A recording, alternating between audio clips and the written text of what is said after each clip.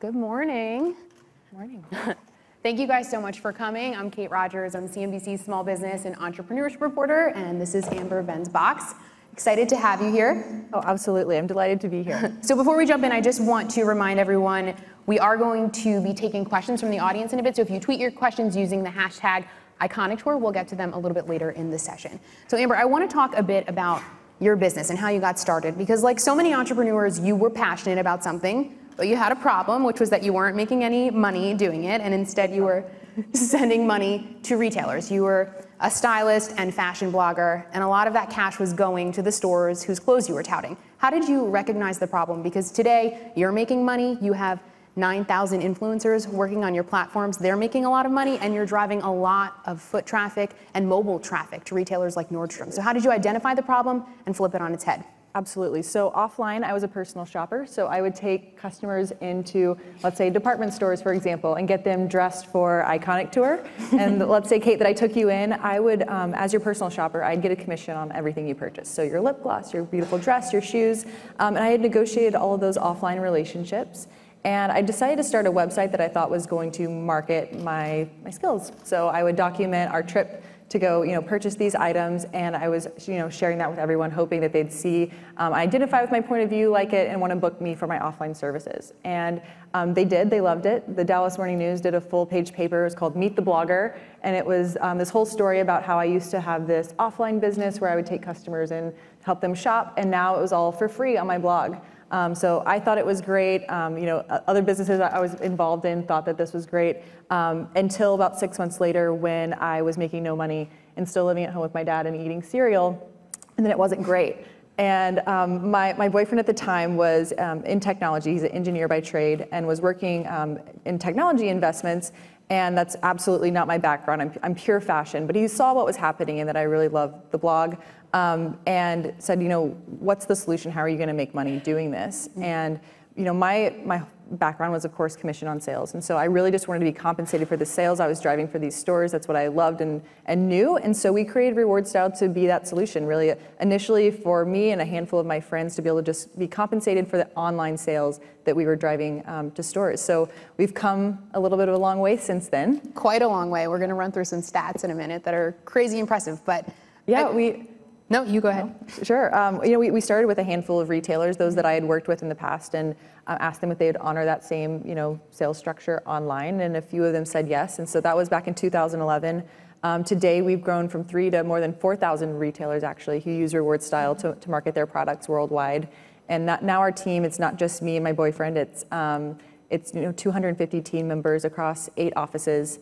And then this year we'll drive over $1 billion in retail sales. Yeah, so that's what I was just going to bring up. She's going to drive $1 billion in retail sales at a time when retail is really struggling. And you drove $26 million in sales in just one day in July, which is completely crazy. How are you doing that right now? We've created really 3 things that help influencers be able to monetize their businesses. So backing up even to the rewardStyle mission, we're really there to help influencers to be able to monetize the entirety of their influence.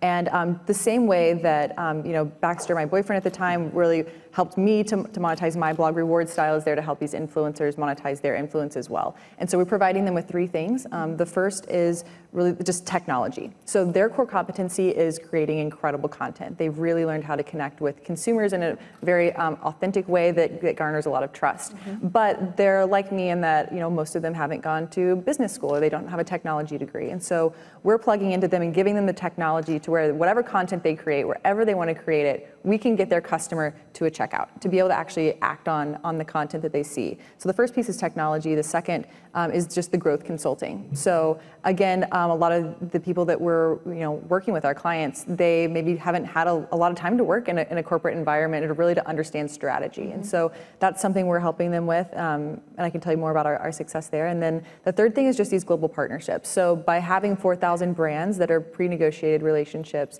they can tap into and immediately make money just by doing what they love. So we hear this all the time at iConic in particular. Authenticity is so important among successful entrepreneurs, especially when you're going out and telling your story, but it's also important for the influencers that you have on the platform. You mentioned to me backstage, people are not necessarily looking to the Kardashians of the world, although they are, because they're everywhere. But they're looking. But they're influencers. Yeah, they are influencers, but they're looking right and left to regular people too, that they maybe admire their style or their parenting outlook, whatever it may be. And a lot of that has to do with authenticity. So why is that so important for your brands? Yeah.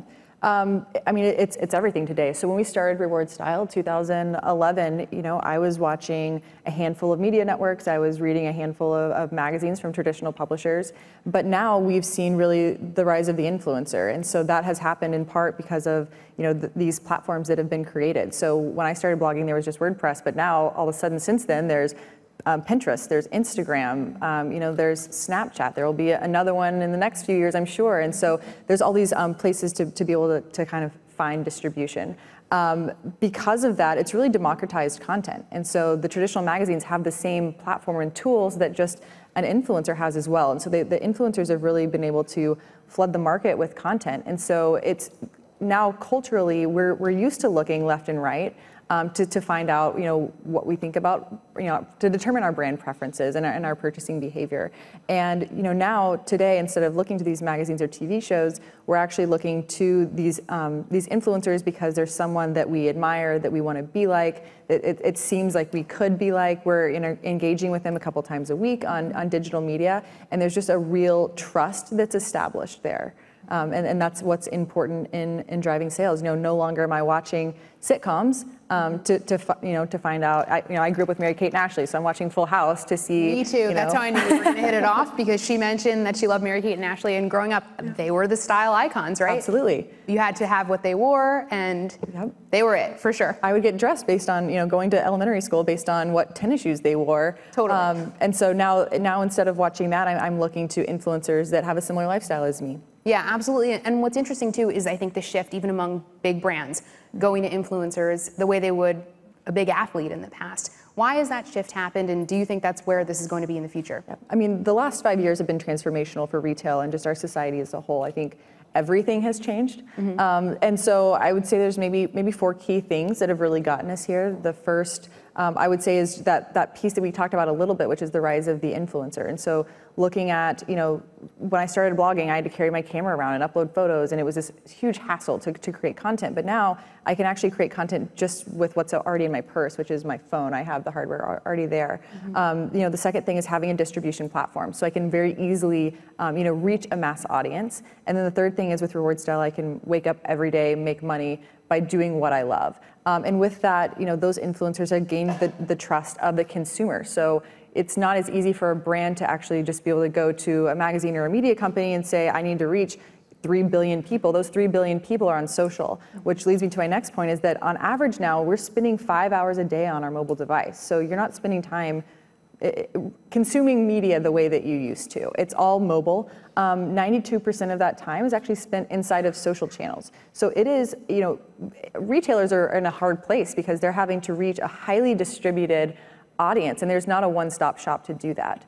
The third thing is really this on-demand economy. So I order my car when I'm ready. I order my dinner when I'm hungry. I order a massage to my house when my back hurts. And I see something on Instagram and I want to buy it right then immediately. I expect that I can get what I want when I want it. That's something that's also really, I think, puzzling retailers, and that's a whole logistical conversation, but it's that people, they're socially inspired and they want it right now. So being able to serve that need. And then the fourth thing is what you talked about, which there's a real struggle for people to transition from what I call from bricks to clicks. Mm-hmm. They're needing to move online and then online mobile. And that's a tough thing to do, and it's almost seemingly too late for some people. This week, SimilarWeb actually released their findings to Women's Wear Daily that said rewardStyle actually is the dominant source of referral traffic to the world's largest brands. So they cited Amazon's Shopbop, they cited Sephora, Net-a-Porter. They even said that rewardStyle accounts for 4 out of every 5 mobile referral clicks to Nordstrom.com. Mm-hmm. I mean, that's staggering. And I think we knew that we were important in transforming retail, but I think that's really incredible. And so with that, I guess kind of 2 points. One is that you can see who is prepared for the future because they've tapped into mobile and they've tapped into influence, and they get that that's the way to reach the consumer. But retailers, even if they are succeeding, marketers are being more hard pressed to to show a positive ROI. You know, the marketing dollar is being completely rationalized, and so how are they going to rationalize it to show ROI? And there's really only one way to do that now, which is through rewardStyle and LIKEtoKNOW.it, to be able to measure retail sales cross-channel and on a global scale. So let's talk about measuring influencer success, because not everyone in the audience can afford to work with somebody who has 3 million followers. It's probably quite expensive. You know, is it quality over quantity, quantity over quality? Is 3 million better than 30,000? Or if that 30,000 followership is more targeted, is that better for your business? How do you kind of choose who you work with, and what advice would you give to people in the audience that might want to team up with an influencer? Absolutely. It's really hard. So there are, Yahoo quotes, over 26 million influencers in the world that are looking to professionalize and monetize, and you're trying to reach the 3 billion people who are on social media. So I mean, you would need a team. You need to reproduce rewardStyle to be able to go out and do that. And it's having a platform, and it's having 250 people to cull through all of this. So what we identify influencers that brands want to work with based on what we would say is the objective measure of influence, which is the sales that they're able to drive. So they're creating beautiful digital content, attracting an audience, and actually are truly influential. Those are the influencers that we work with. And it's interesting you bring up kind of follower count, because I think that's just, you can almost point back to traditional marketing, and you know, you're using the person with 3 million distribution. You know, you might really, they're charging a CPM, which is basically, you know, you're paying just for the eyeballs, and that's really what you're getting with that person. There's going to be, when I look at an influencer who has, you know, 5 million followers, the mix, people aren't following them to shop. They're probably following them because it's culturally maybe expected to follow them, or to know what this person's doing. Maybe they have a great body. There's lots of reasons that people are going to follow that person. But when you look at those that are around the 100,000, or like even a little bit less than that, they usually have a super hyper engaged niche audience, and so those can sometimes be, you know, the more important people to work with. And a stat that I'd kind of point you guys to, just even a couple years ago, there were a handful of influencers that we all know. You ask any PR agency or any marketer on your teams, and they're going to say, oh yeah, there's this girl, this guy, and everyone knows these people. Today, this year at rewardStyle, there's 83% more influencers earning over $100,000 than last year. And the reason I say that is it's truly the rise of the influencer in mass. And so they're mixed in that bucket of these top earners. And by the way, earnings is obviously directly correlated to the sales that they're driving. But there, you know, there's the 30,000 follower influencer that's there. And so what we've done with LIKEtoKNOW.it is attract the buyers, not really just the shoppers or the browsers. And so they're using this tool with, you know, they're millions of people using this tool, and they come to it specifically to shop. So it's the right people, but it's given rise to a new type of content creator, and we've been able to identify them early and help build up their profile through our own distribution. So yeah, there's a lot. To answer your question more directly, it's, yeah, absolutely their following count is not going to tether to the volume of sales that they're driving, but there's other reasons to use a top influencer like that. Great. What would you say a small business's ROI is on social? I mean, it's your entire business. It's extremely important for you. People are obviously embracing it more and more, but why do you think businesses need to be there, and be there in a big way with a social team, and have a real presence? So a couple questions on there. I think starting with your last one is like, do people need to be on social? Yes, absolutely. That's where your customer expects to find you.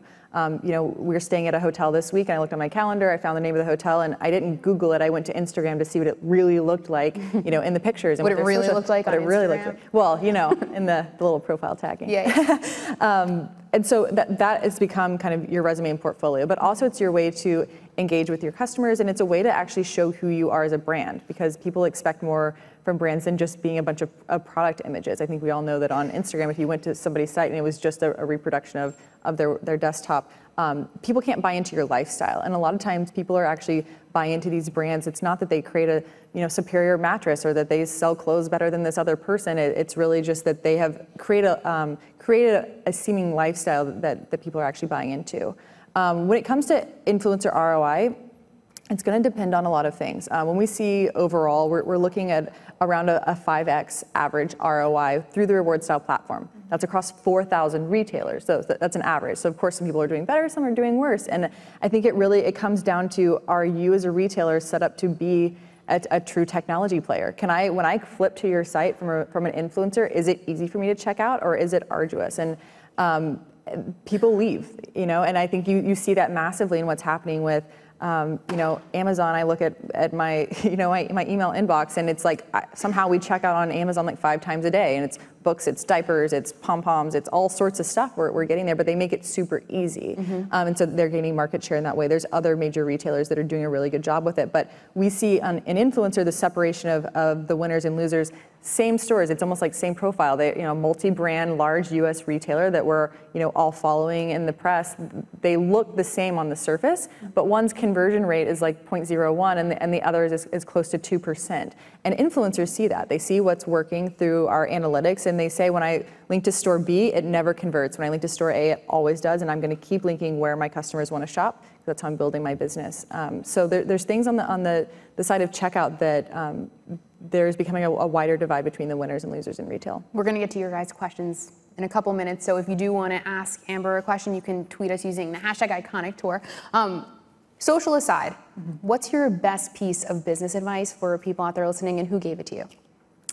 Gosh, best piece of advice. I'll give you one that I learned and one that someone gave me. Okay.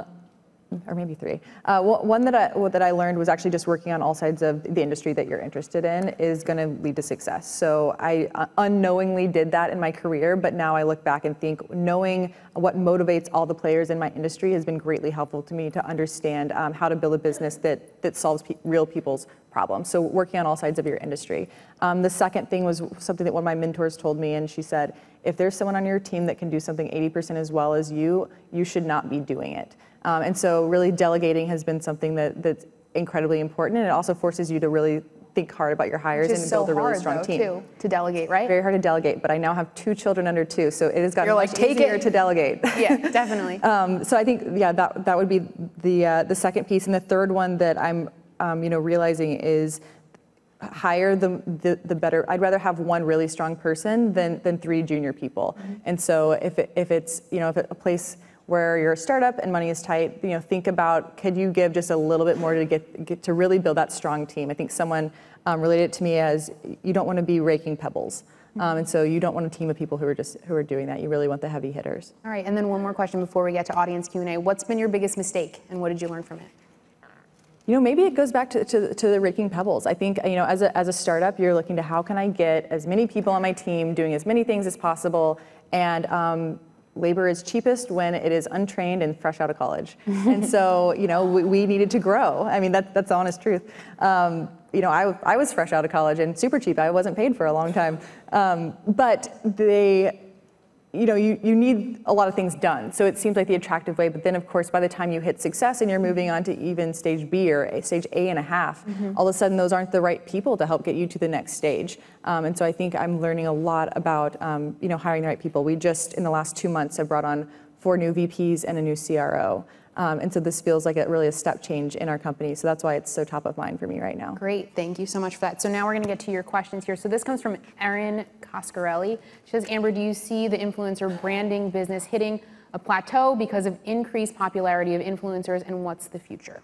Yeah, so I think we look at the data to try and understand this. We see that consumers are in mobile social, it's closed, it's hard for brands to penetrate. In order to reach your end consumer, you need to actually be working with influencers. There's no other way than embedded in content to actually get to your client today. We see that on a global scale. It's not just in the US. WhatsApp is a great example in China. Again, a mobile closed social channel that the entire population is using.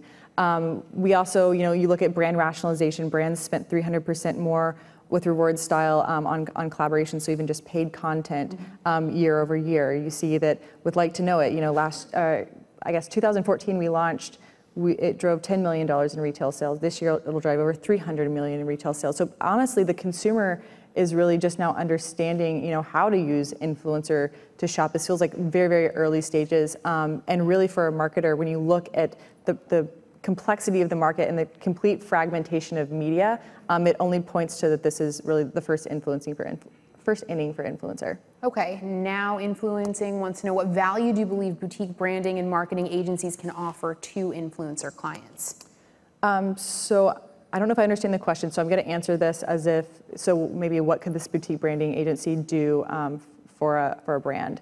I think there's creative ways to work with brands and creative ideations. And so a great example, one of my good friends, another founder, Whitney Wolf from Bumble, She launched a new feature, and it was about verification on Bumble. And so they actually launched, and the whole campaign was about, no catfish on Bumble. And they did food trucks with a top chef that sold catfish, and they sent tackle boxes to influencers, and it was all about like fishing and no catfish, and this incredible integrated, really impressive campaign. She got tons of press on the back of it, a feature that every social platform has. Like this shouldn't be something that we're like ringing the bells about.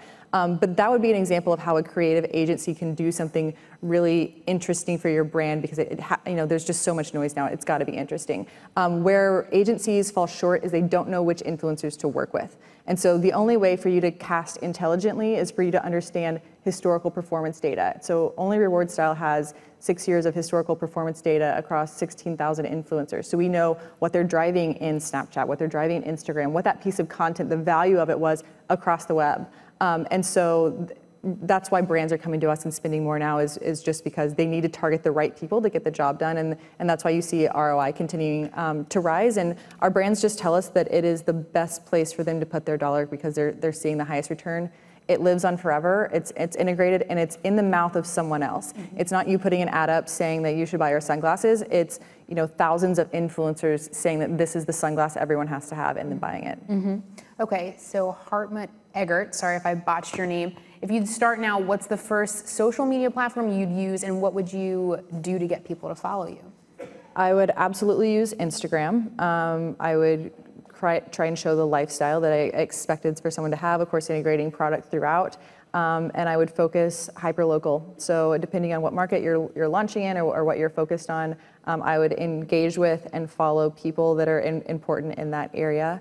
And I would put a full-time body on that platform. Okay, great. I think we're waiting for some more questions to come back in. Rapid fire. All right, here we got one. Melissa Ruby says, how do you see online shopping habits in the luxury market? Is there a limit to what people will spend? Gosh, doesn't seem to be. Yeah, exactly. I think one of the largest sales that we've seen was like over $100,000 in a single transaction. So really?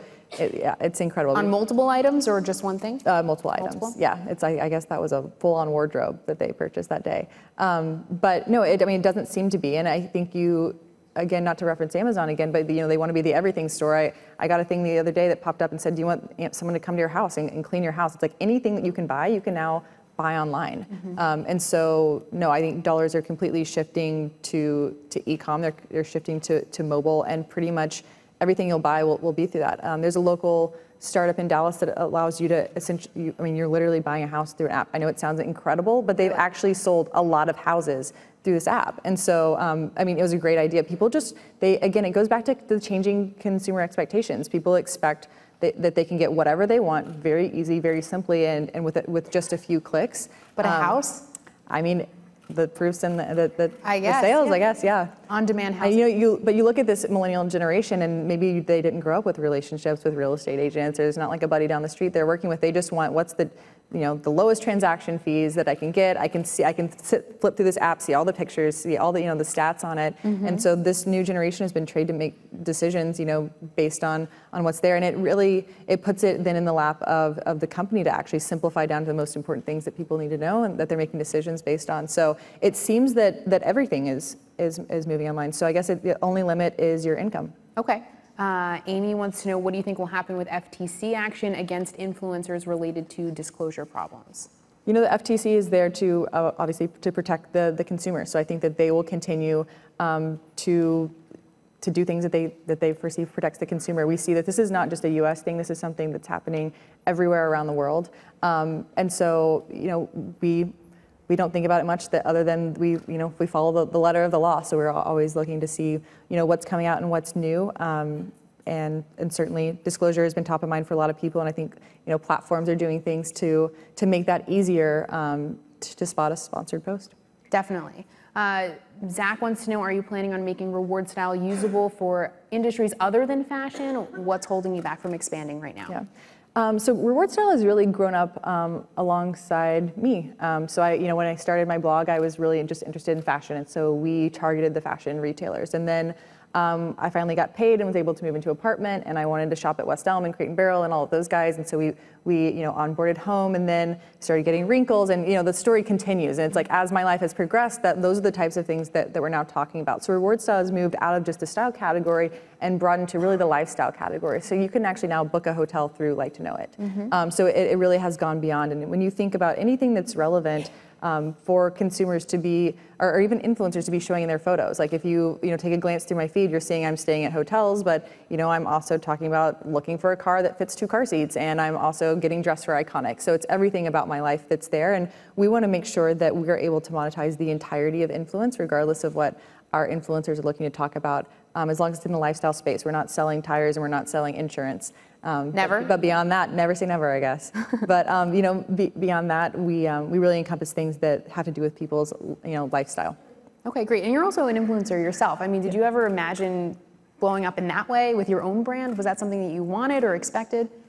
I mean, I think that's something that everybody hopes. I had a jewelry line, before, and I wanted that jewelry line to do really well. And then when I started a blog, I wanted to be a big blogger. And now that I have rewardStyle, I want to be, an entrepreneur that now helps other entrepreneurs. And so I think that's something that has been really cool. I didn't expect to be in this position, but one of the most rewarding things about what we do is that we're powering thousands of primarily women to, be the primary earner in their household and be able to make a difference for their families. And so it's cool to be on the other side, having had several failed businesses, now to be able to help other people have successful businesses that they've started. But no, I never thought that I'd work in technology, and I think my husband and co-founder never saw himself in fashion. In fashion, exactly. I was going to say, so you're a good team. Mark wants to know, what advice do you have for social media marketing for a service provider? For a service provider, I'm trying to think of what application here. For a service provider. I think there's creative ways always, to be connecting with consumers, and you want to be a very likable brand. So let's say, for example, that you're an energy company. I think there's ways that you can, show the lifestyle, the people who are using, your brand, and also what you're doing in the community to be a part of it. We talked about that hyper local marketing that I would do if I was a startup, starting today, and I would figure out what locations is it that are most important to me, and how can I embed myself in the community in a meaningful way. I think even if you are an electric company, you need to have a presence on these platforms and build and show off your culture. For example, rewardStyle is a B2B platform. So it seems weird that we would have an Instagram account, but we do. You can follow rewardStyle HQ, and that whole account is about what it's like to work at rewardStyle.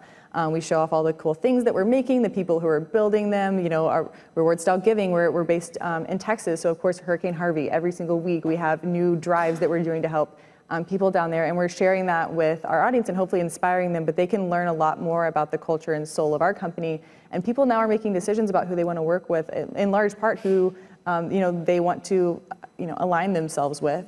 So I think those things are especially important, even when you have something that seems as sterile as electricity. Okay, great. And I think we are going to leave it there. We're going to wrap it up. But Amber, thank you so much for your advice and your insight. And everybody, thank you for listening and watching. We're going to take a quick break now, go get some coffee, water, and we'll be back in a little bit. Thank you so much, Kate. Hey there, thanks for checking out CNBC on YouTube. Be sure to subscribe to stay up to date on all of the day's biggest stories. You can also click on any of the videos around me to watch the latest from CNBC. Thanks for watching.